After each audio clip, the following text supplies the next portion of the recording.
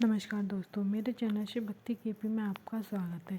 क्या आप जानते हैं कि मानव अपने सुख और दुख स्वयं कैसे चुनता है? आइए देखते हैं इस वीडियो में। अगर आपको मेरी वीडियो अच्छी लगती है तो लाइक करें और मेरे चैनल को ज़्यादा से ज़्यादा शेयर और सब्सक्राइब करें। बने रहिए अपने चैनल शिव भक्ति केपी के साथ। दीक्षित शिष्य पधारे थे, उन सबको कुछ शिक्षाएं दी और आई थिंक वो राह पर आगे बढ़े, ऐसी भगवान से प्रार्थना। आप सबके लिए परम आवश्यक एक बात अधिकांश देखने को मिलता है, जब भी हम लोगों के घर में अच्छा होता है तो हम कहते हैं ये मेरी मेहनत का नतीजा है, ये तो होना ही था, मैंने मेहनत बहुत की है। और जब भी बुरा होता है तो हम कहते हैं भगवान ने बहुत बुरा किया है, ऐसा भगवान को नहीं करना चाहिए था। तात्पर्य, अच्छा करें तो हम और बुरा करें तो भगवान। कितनी बड़ी मूर्खता है ये, कितनी बड़ी, जिस मूर्खता का कोई भी उदाहरण संसार में दूसरा नहीं मिलेगा। अच्छा करे तो मैंने किया और बुरा हुआ तो बोले भगवान ने किया। सच यह है कि बुरा भी तूने ही किया है और अच्छा भी तूने किया है। भगवान जो करता है अच्छे के लिए करता है, वो कभी बुरा नहीं करता। हां, ये बात तो आप तब सोचना जब आप अपने बच्चों के बुरा करने के बारे में सोच लो। आप कर सकते हो अपने बच्चों का बुरा? जब तुम अपने बच्चों का बुरा नहीं कर सकते तो भगवान तो तुमसे भी ज्यादा दयालु है, तुमसे भी ज्यादा उदार है, तुमसे भी बड़ा कृपालु है, तो फिर तुमसे भी ज्यादा ममतामय है। आपको आपकी ममता दिखती है, आपको आपकी करुणा दिखती है, क्योंकि आपको आपके बच्चे दिख रहे हैं, लेकिन आपको भगवान नहीं दिख रहा। इसलिए आप ये उपमा नहीं दे सकते कि भगवान ऐसा है या ऐसा मेरे जैसा नहीं है। आप जब जानते नहीं तो आप कुछ बोलो मत उसके विषय में। हमसे ज्यादा है वो, हम उससे हैं, वो हमसे नहीं है। हमसे ज्यादा दयालु है, हमसे ज्यादा कृपालु है, हमसे ज्यादा उसकी विशेषताएं हैं। तो जब आप अपने बच्चों का बुरा नहीं सोच सकते तो भगवान आपका बुरा कैसे सोच सकता है? इसीलिए कहते हैं जो भगवान करते हैं अच्छा करते हैं, जब भी करते हैं अच्छा करते हैं। विश्वास करो, परमात्मा जो करता है वो भले के लिए करता है, सबका भला। हाँ, कई बार हमें लगता है कि हमारा नुकसान हो गया, मेरा काम ढीला चल रहा है, मेरे बच्चे मेरी बात नहीं मानते। और एक बात बताऊं, जब आपके बच्चे ना माने आपकी बात तो ये बहुत अच्छी बात है, ये बुरी बात नहीं है, ये अच्छी बात है। आपके बच्चे अगर आपकी बात मानेंगे तो आपका मोह उनमें पड़ जाएगा, पड़ेगा कि नहीं बोलो? और जब बच्चे आपकी बात नहीं मानेंगे तो आपका मन उनसे उब जाएगा, उखड़ जाएगा।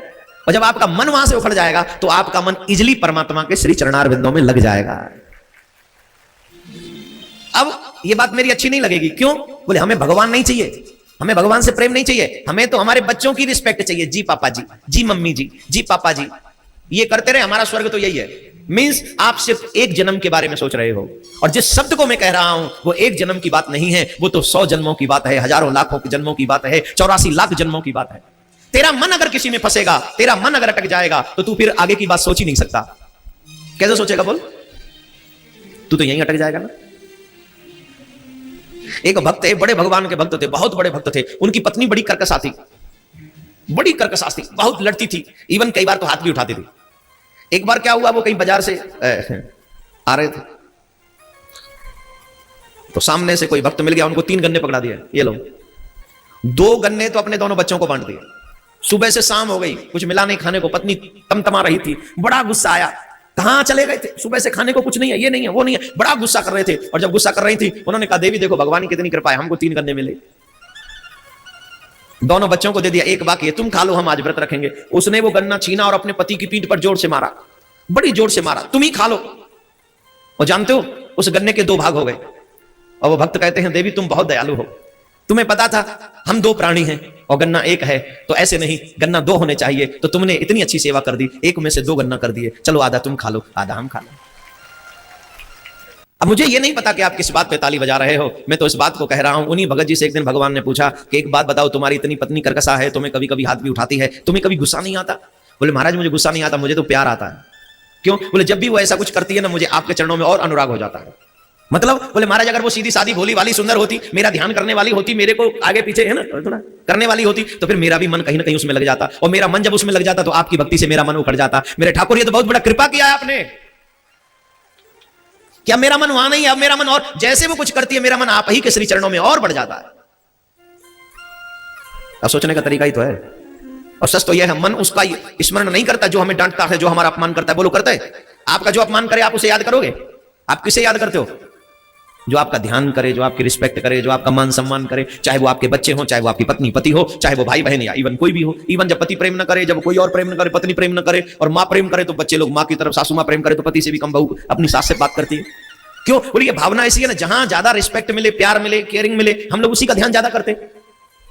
तो जब दुनिया की ये चीजें हमें नहीं मिलती तो ही तो हमारा मन अनुरागी होता है भगवान के श्री चरणों में। इसलिए जीव को रागी नहीं अनुरागी होना चाहिए। राग दुनिया का होता है और अनुराग मेरे ठाकुर जी के श्री चरणों में होता है। तो बताओ रागी बनना है कि अनुरागी हैं?